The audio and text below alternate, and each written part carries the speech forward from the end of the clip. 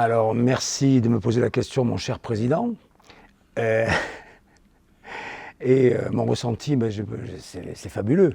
Retrouver 15, 14 ou 15 chefs de village comme ça en quelques jours, faire un peu d'expérience, retour d'expérience de ce qu'on a vécu ce midi, de ce qu'on a vécu pendant la grande traversée de ce matin, et puis de se retrouver, parce qu'on n'a pas vu quelques chefs de village depuis plusieurs années.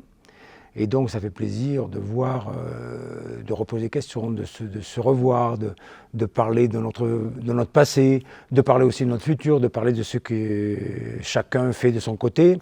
C'est toujours enrichissant et puis en même temps, ça fait plaisir, ça fait chaud le cœur. Et c'est presque dommage qu'on ne l'ait pas, comment on dit, prévu même plus tôt. C'est-à-dire on aurait pu le faire l'année dernière, l'année d'avant. Et là, c'est un bon commencement et je pense qu'il faut continuer au moins une fois par an. Ah, alors il y en a, allez, je vais en deux ou trois si tu le veux bien. Alors, il y en a des particulières, mais il y en a d'autres où parfois ce sont de grands événements. Comme tu le sais, souvent en village, on reçoit des artistes, on reçoit des hommes politiques, on reçoit des hommes du spectacle. Mais la première anecdote, je vais quand même d'abord commencer par Faro-Kouloufouchi. Faro-Kouloufouchi, j'ai eu la chance d'ouvrir le village de Faro-Kouloufouchi aux Maldives en tant que chef de village, et c'était le premier village en dur du club méditerranéen là-bas. Et tout le monde attendait cette ouverture, et le club, et en même temps la présidence des Maldives, c'est-à-dire tout le gouvernement maldivien. Et donc on ouvre le village, et bien sûr quand on ouvre le village, parce que là-bas on est desservi par les moineaux, par les corbeaux, et il manquait beaucoup de choses. On ouvre le village, il manquait les appliques dans les lits, il manquait plein de choses. Ok, on ouvre le village et petit à petit, on n'avait pratiquement que des poissons à manger, c'est-à-dire que ce qu'on appelle de la bonite. Et on sert de la bonite, on fait griller de la bonite. La bonite, c'est délicieux. Hein. On en faisait au curry, on en faisait à toutes les sauces, au riz, à tout ce que tu veux, la bonite, à toutes les sauces. Et on fait des grillades. Et un jour, au mois de mai-juin, il me semble, on fait ce barbecue de bonite. Et là, comme tout le monde en mange, ou du moins pratiquement tout le village. Ok, tout se passait bien. Et puis, 30 minutes après, je vois un premier GM qui arrive me voir. Il me dit « Ouh là là, Jean-Luc, je ne me sens pas très bien, je ne sais pas ce qu'il y a ». Et du coup, je l'amène à voir le médecin parce qu'on avait la chance d'avoir un médecin de plongée. Et bon, rien de plus. Ensuite, 5 minutes plus tard, j'envoie un deuxième et un troisième, une dizaine, une quinzaine. Je dis, ouh là là là là là là là. Et ensuite, en fait, c'est pratiquement la moitié du village qui avait été intoxiqué par la bonite. Parce qu'à cette époque-là, la bonite, il ne faut surtout pas l'acheter ni la manger, parce qu'elle mange des planctons hallucinogènes dans les fonds marins. Donc ce qui fait que tout le village était complètement shooté, si je puis dire. Deuxième anecdote, dans le même village, avec plaisir. Quelques temps après, ça devait être fin juin, j'étais en Bermuda, totalement décontracté, parce qu'aux Maldives, on est décontracté. On vient me voir, on me dit « Monsieur Jean-Luc, on t'appelle à la réception, on te demande au téléphone ». J'arrive, ok, on me dit le secrétariat du Premier ministre des Maldives vous demande au téléphone. Bon, déjà, je prends le téléphone, la secrétaire, on me dit est-ce que vous êtes libre ou est-ce que vous pouvez parler au Premier ministre? Je dis non.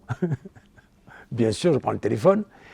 Et le Premier ministre que j'ai en ligne me dit Monsieur Olivero, dans 30 minutes, vous aurez la visite du président de la République des Maldives. Je commençais à avoir un peu là. Je prends Mamadou, vieux, qui était le chef de maintenance sénégalais du village d'à côté, qui s'appelait Toulagueri. On a accueilli tous les deux en Bermuda le président de la République, qui en fait, au final, venait m'annoncer qu'il me demandait la possibilité d'organiser la réunion des ministres des Finances du Commonwealth, qui aurait eu lieu au Club Méditerranée. Donc j'étais le premier à le savoir parce qu'il n'avait pas appelé ni la direction à Paris, ni la direction en Asie. Et on a organisé ça au mois de septembre. Il y avait quand même le sultan de Brunei, il y avait tu vois, un petit gratin, voilà. Et ça s'est très bien passé. On leur a fait des spectacles, hein, et ils ont regardé. Ça, c'était la deuxième anecdote. Ensuite, bien sûr, on a des événements comme j'ai eu la chance d'organiser à Bali, parce qu'ensuite on a enchaîné avec Bali, et là c'était l'inauguration, la grande inauguration du village de Bali. C'est Amal Ben Aïssa qui avait fait les 4 premiers mois ou 5 premiers mois d'ouverture, mais il n'avait pas fait la grande inauguration. Donc on m'avait dit, Serge Trigano m'avait dit, tu feras l'inauguration de Bali et tu enchaîneras avec l'ouverture de Sapporo, où il devait y avoir aussi une autre ouverture, il devait y avoir 2 ouvertures au Japon. Donc ça, tout ça, ça s'est fait en fait, sauf la deuxième ouverture au Japon. Mais là, on a reçu le président de la République d'Indonésie, qui est resté 3 heures avec nous, 3 heures, quand même pas 5 minutes, juste pour dire, ça y est, le village est ouvert. Il a mangé déjeuner avec nous, en tête à tête, Gilbert était à côté, donc ce sont des moments très importants et qui sont très prenants, parce qu'on se dit, bon, il ne faut pas se planter, quoi. Il faut que tout se passe bien. Et ça s'est passé à merveille. On a reçu les félicitations, le chèque du président, et tout ce qu'il faut. Voilà, et la dernière, c'était en Égypte, celle que tu connais, mais c'est pas grave, je la reformule. Alors là, je n'étais pas chef de village, mais j'étais responsable des achats pour les boutiques du Caire, d'Aswan, d'Abou Simbel. Et c'était l'époque où la France avait beaucoup de liens artistiques avec l'Égypte. Et il y avait toute une émission de variété qui se passait aux Pyramides, filmée. Il y avait Yves Mourouzi qui présentait l'émission, Dalida, il devait y avoir Claude François à l'époque, enfin plein. Et Mourouzi, il venait passer ses soirées au Club Méditerranée parce qu'il disait le reste, je m'emmerde, donc voilà. Ok, avant de partir, quand l'émission a terminé d'être tournée, il vient me voir, il me dit, Jean-Luc, toi qui connais bien le Caire, parce que tu fais des achats, tu connais tous les recoins, il me dit, dans 3 semaines, 1 mois, je t'enverrai une personne, tu y feras visiter le Caire. Voilà. Mais il ne me dit pas le nom de la personne. Ok, bon, moi j'ai totalement oublié. Je vais vers la réception à un moment donné, puis d'un coup, j'étais tourné, derrière moi, j'entends une personne qui dit « Je voudrais voir Monsieur Olivero ». Je me retourne, face à moi, il y avait le plus grand danseur du monde, Rudolf Nureyev, à qui j'ai fait, je ne dis pas ce que j'ai fait, on a fait le tour du Caire, et c'est des moments inoubliables, qu'on le veuille ou non.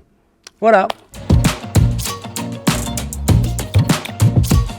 La plus grande émotion, c'était juste une des grandes émotions, c'était quand je suis parti de Itaparica, la chef de village que j'adore, Cathy Baudet, était partie 1 mois et demi avant pour faire la saison à l'île Maurice.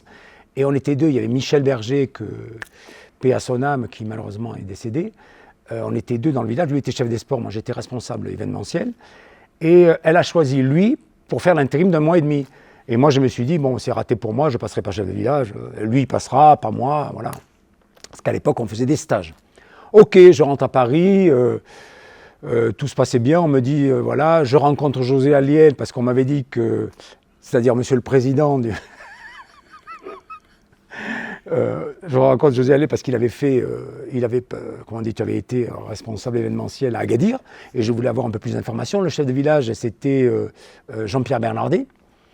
Et bon, j'étais prêt, ok. Le lendemain, je devais revenir à la bourse pour régler quelques papiers, pour chercher mon contrat. Et quand je vais chercher le contrat, on me dit, ah ben en fin de compte, c'est Michel Percher qui me reçoit. Non, il y avait Nicole Ishaï et sa complice, j'ai oublié son nom, Michel, voilà. Elle me dit, en fait, Jean-Luc, ton contrat, il a un petit souci, va voir Michel Percher. Bon, je ne sais pas ce qui se passait, je me dis, il y a peut-être un changement d'affectation.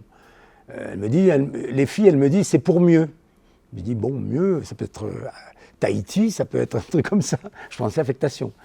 Et là, je vais voir Michel Percher qui me dit, ben écoute, va voir, Serge Trigano veut te voir. Je dis, oh là là, qu'est-ce qui se passe? Je rentre voir Serge Trigano, le cigare à la main, les pieds sur le bureau. Il me dit, Jean-Luc, il y avait 2 solutions. Soit tu pars à Agadir, soit tu fais le stage de chef de village. Et il me dit, j'ai pris la 2e solution. J'ai bien fait. Je suis descendu de l'escalier du 1er ou du 2e étage, je sais pas, sur un nuage. Ça, c'était une grande émotion. Et j'ai fait le stage avec José Aliel.